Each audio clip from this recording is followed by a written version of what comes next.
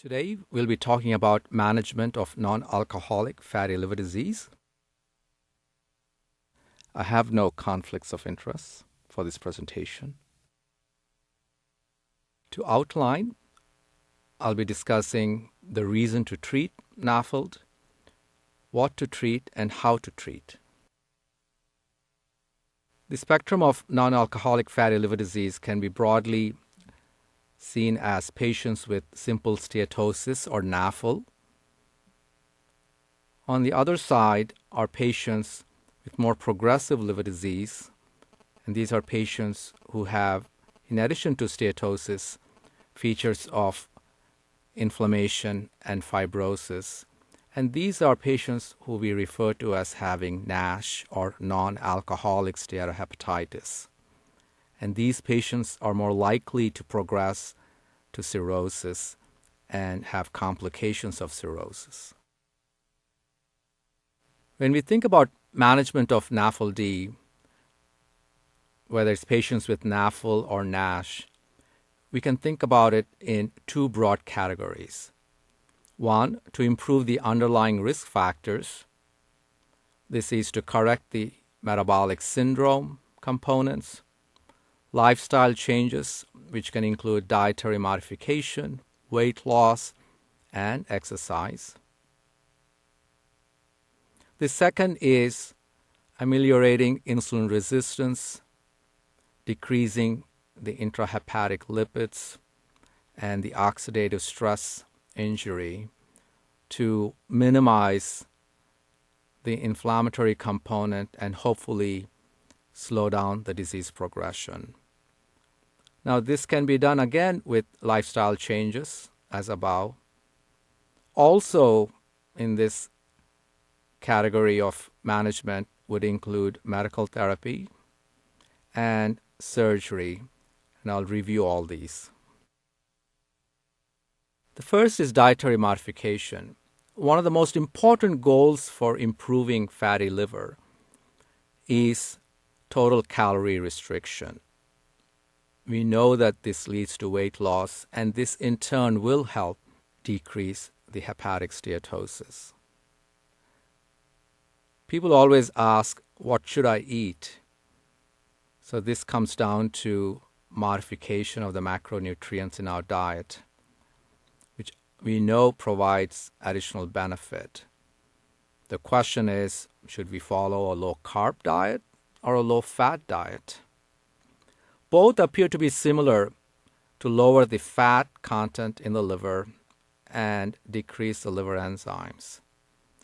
Both appear to be similar to induce weight loss as well, improve insulin sensitivity, and improve triglycerides. The low-carbohydrate diet appears to be slightly better in improving in insulin sensitivity, specifically in patients with glucose intolerance.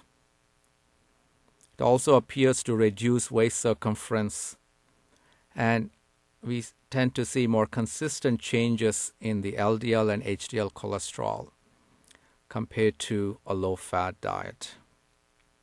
When we think about a low-fat diet, we should be recommending less saturated fat and more polyunsaturated fat, or PUFA. A very important component of dietary modification is for us to understand the role of fructose. High fructose corn syrup have been independently linked to the risk and severity of NAFLD in population-based studies and also in one randomized crossover trial. Fructose has been linked to complications of metabolic syndrome and also increase in liver aminotransferases. Fructose appears to directly stimulate de novo fatty acid synthesis and promote weight gain. It does not stimulate insulin or leptin secretion. Matched for gender, age, BMI, NAFLD patients consume significantly higher amounts of fructose. In a recent study of 427 patients with NAFLD, after controlling for age, gender, body mass index, total calorie intake, daily fructose drinks consumption was significantly associated with a higher fibrosis stage in both younger and older age groups. This is very important to keep in mind when we think about advising our patients who have fatty liver in terms of decreasing the consumption of fructose in their daily diet. How about weight loss? One concern for a lot of patients is how much weight loss should it be and whether we are telling them to lose a lot of weight. I think it's important to start slow. There's data to suggest that as minimum as 5% weight loss improves hepatic steatosis. About 7% or more weight loss also improves the NASH activity score. This is the combination of fat, ballooning hepatocytes, and the lobular inflammation that we note on a liver biopsy. Weight loss, at least in short-term studies, does not appear to have a significant impact on fibrosis, but we really need long-term studies to assess this.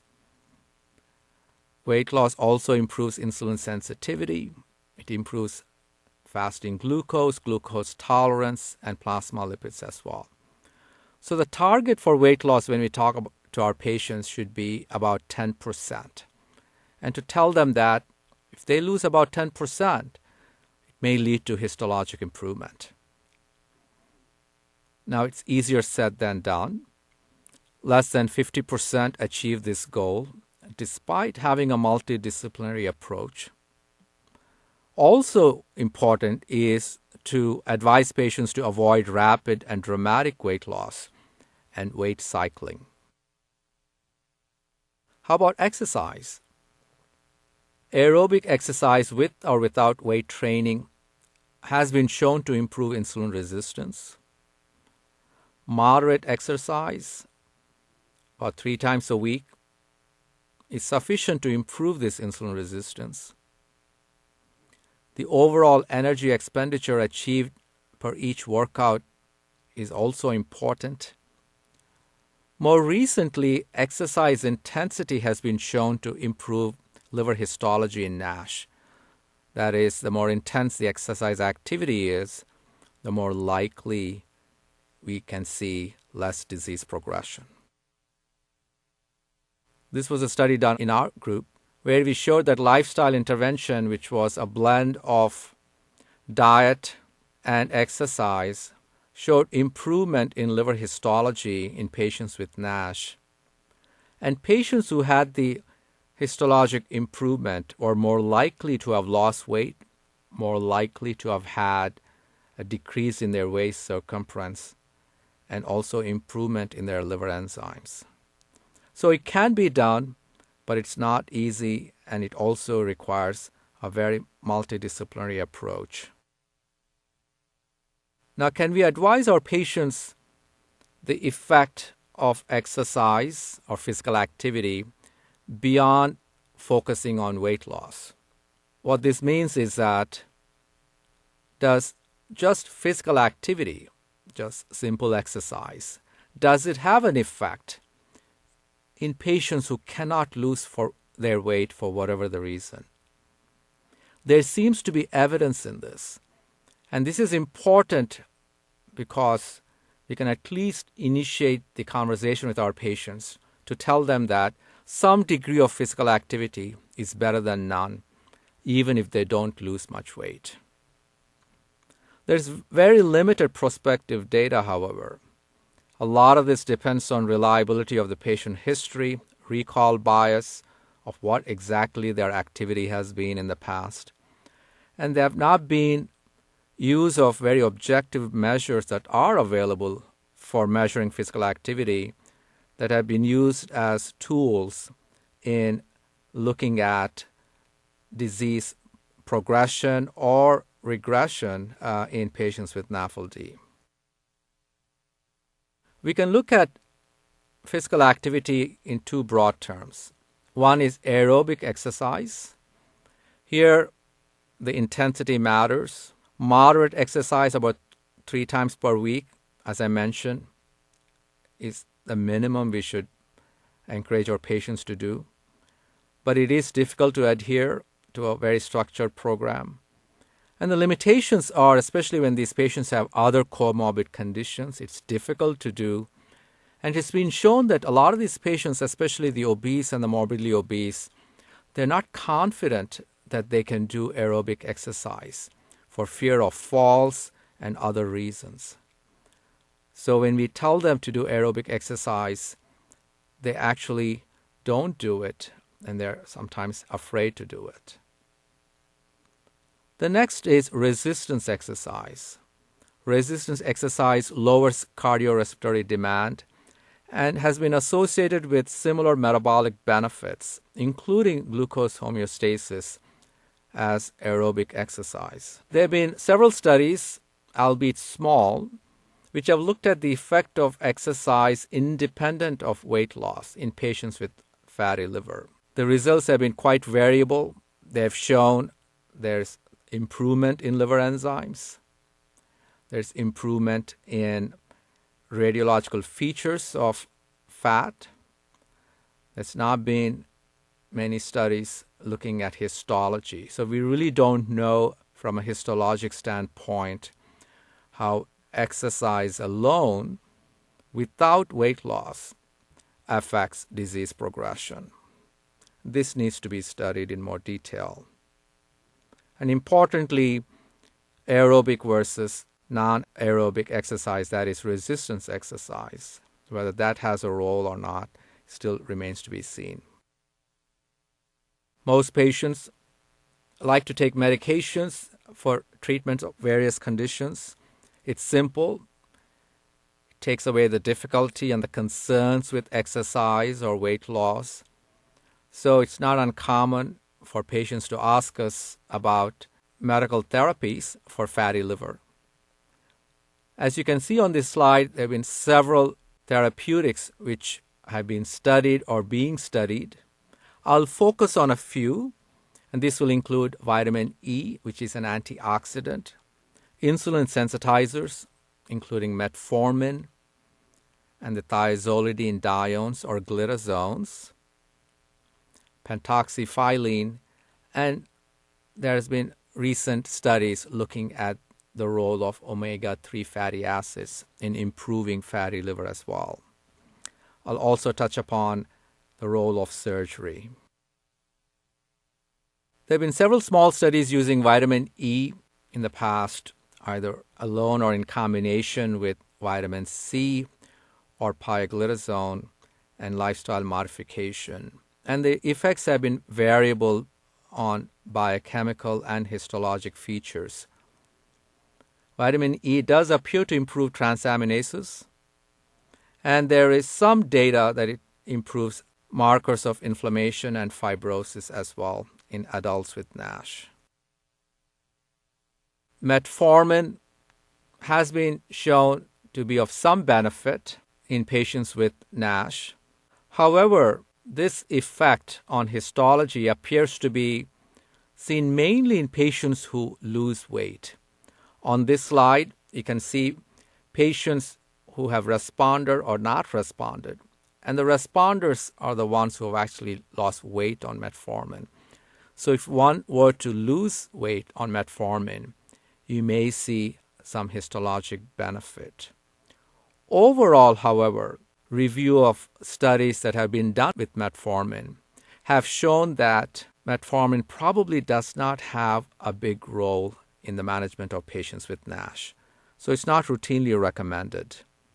On the other hand, if patients are obese and they're being seen by endocrinology and metformin is prescribed, I would not stop them from continuing the metformin.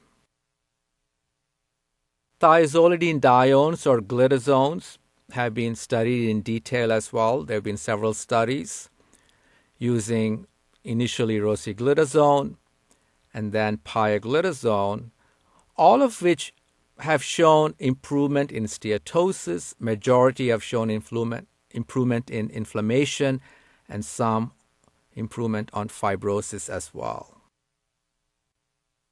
This was a study that was published a few years ago. It was a randomized controlled trial of pioglitazone or vitamin E or placebo in patients with NASH.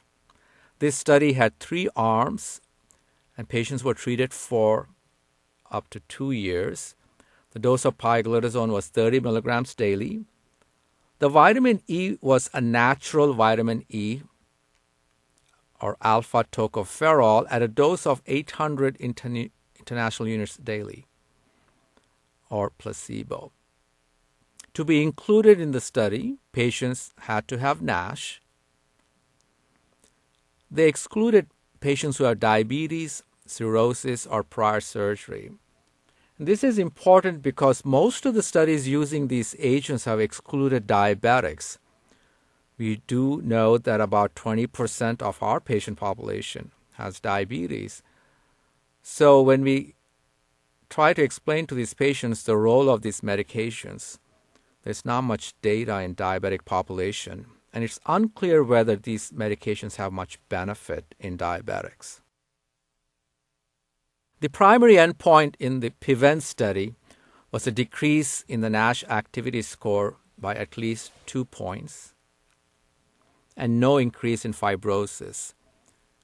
Also important to note is that in this particular study, a p-value of less than 0.025 was used to define significance comparing groups.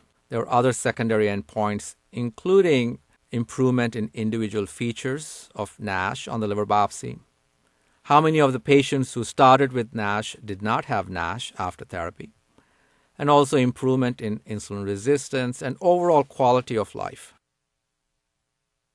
As you can see on the slide, both pioglitazone and vitamin E led to improvement in the aminotransferases, but only pioglitazone led to improvement in insulin resistance. Interestingly, a side effect of pioglitazone that is known is weight gain. As you can see on the slide, patients who are on pioglitazone actually gained weight at the end of the study, whereas there was not much difference from baseline weight in patients who received vitamin E or placebo. The primary endpoint, as I mentioned, was histology.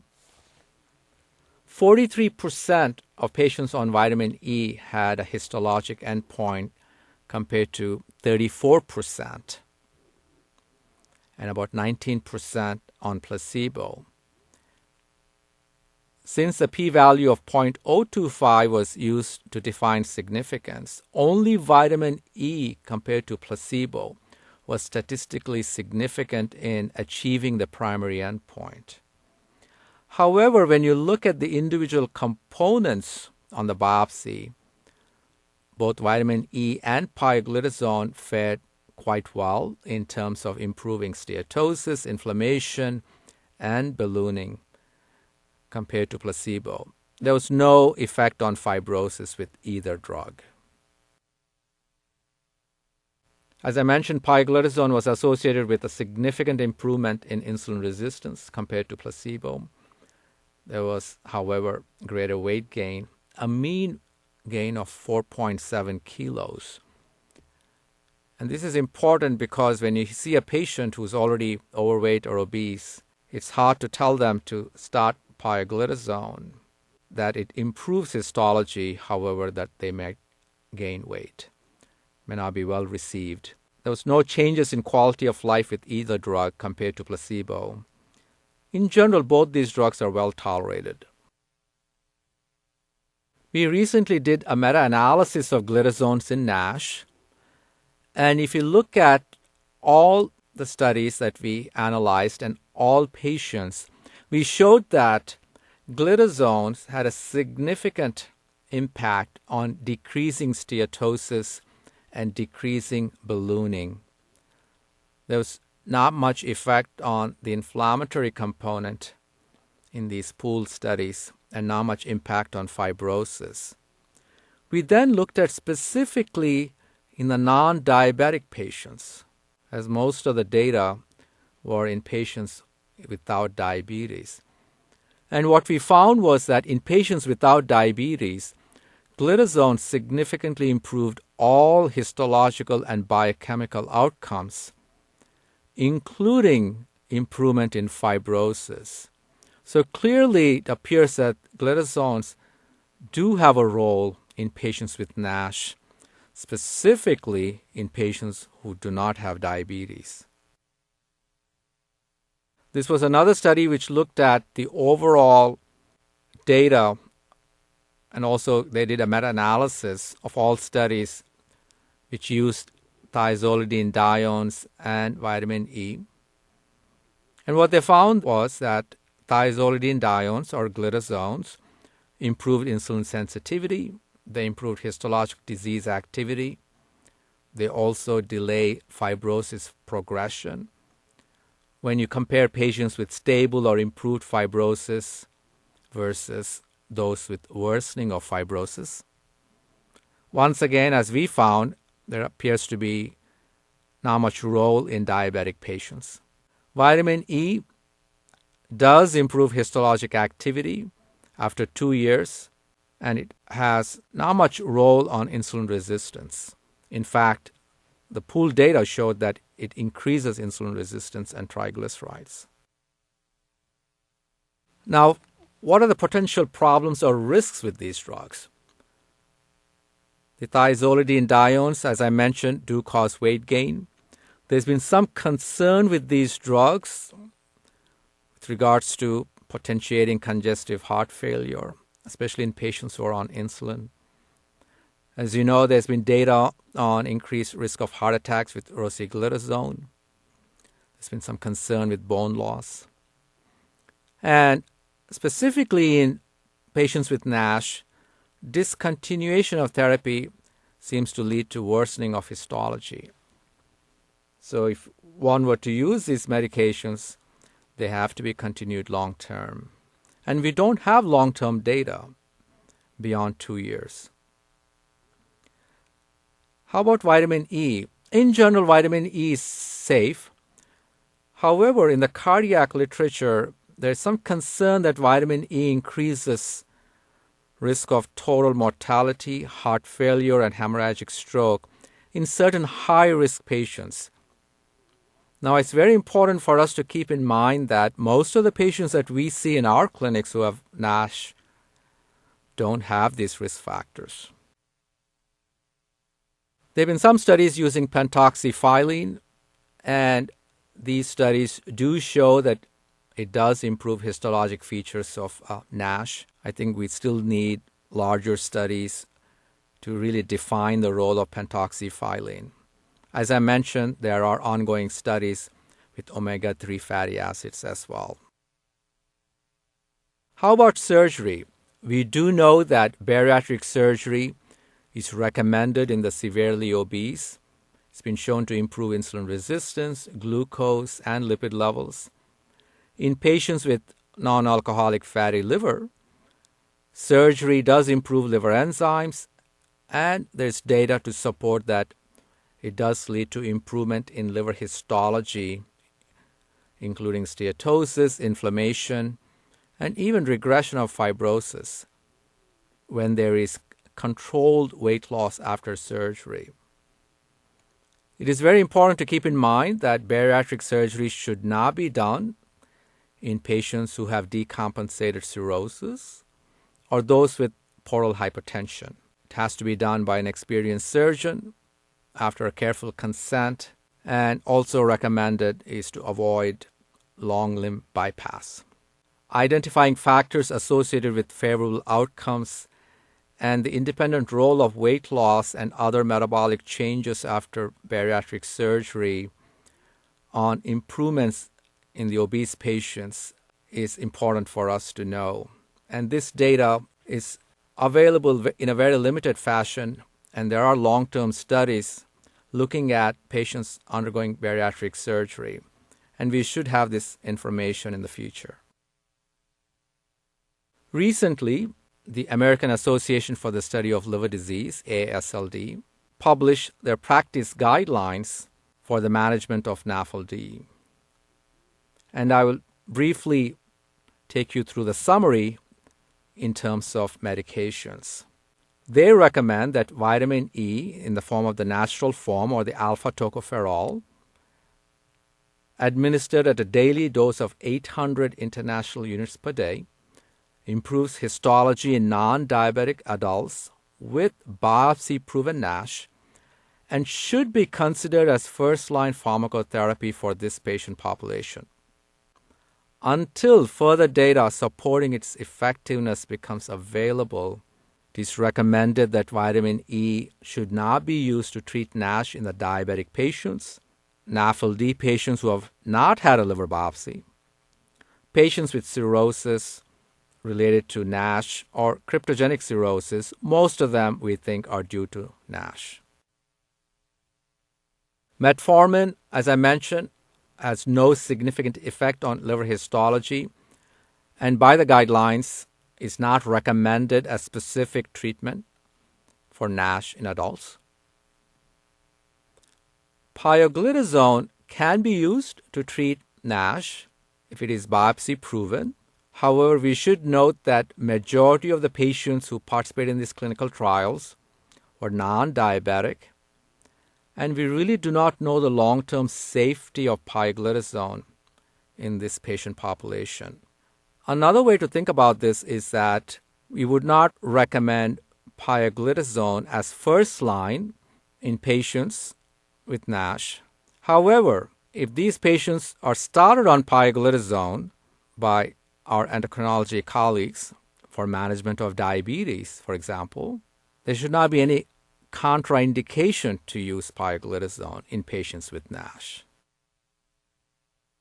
To summarize management of non-alcoholic fatty liver disease, we should really look at this from the aspect of targeting both the liver pathology as well as the comorbidities. In patients with simple steatosis or NAFLD, focus should be on the comorbidities. In patients with NASH, the focus should be on treating or addressing the liver pathology and the comorbidities. So first, correct the underlying metabolic abnormalities. Focus on improvement in insulin resistance and treat metabolic syndrome. If they're obese, encourage weight loss. If they're diabetic, make sure their diabetes is under good control.